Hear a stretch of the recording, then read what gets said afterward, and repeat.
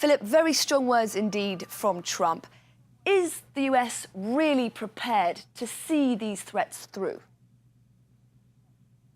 Well, it does sound like it from the statement from the president. There was that short statement from him on Twitter, but a much lengthier one that we got in our inboxes here from the president just a short while ago. He had already teased this as the biggest measure so far on the border that he was going to announce. And indeed, if the problem is not solved, the illegal immigration problem is not solved, according to the president in his words, well, those tariffs on all imports coming from Mexico to the United States could go up to 25% by the 1st of October. These, of course, are tariffs that would be paid by the American consumer and by American companies, not by Mexico itself. Now, that would be on the 1st of October. But first, by the 10th of June, not a long time to go, those tariffs would be standing at 5%.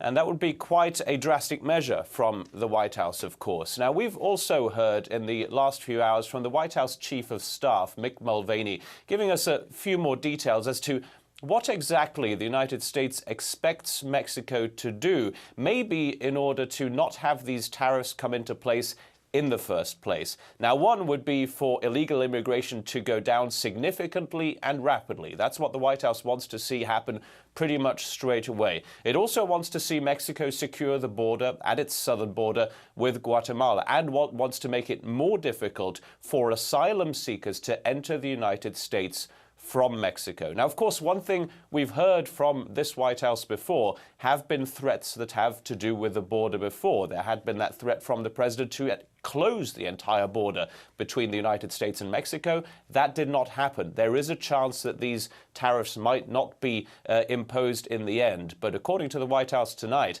the Mexican government would have to do a lot to stop that from happening. Now, Philip, this is once again a case of the US using trade threats to get a country to play ball, this time, of course, with immigration. What effect is all this likely to have on US-Mexico diplomatic relations more widely?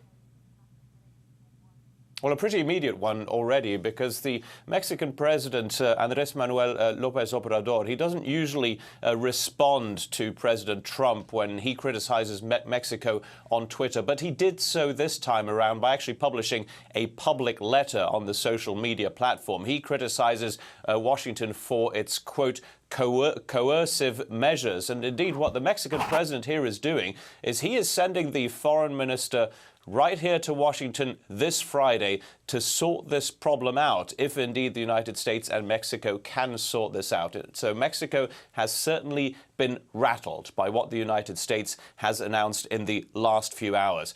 Now, the United States-Mexico-Canada trade deal, the trade deal, the free trade deal that's supposed to replace the NAFTA deal, now that is supposed to be ratified essentially over the next few weeks, both in the United States and Mexico. So the timing here really isn't good from Washington. It means that this trade deal that is supposed to be one of the big successes of the Trump administration is now in jeopardy, essentially.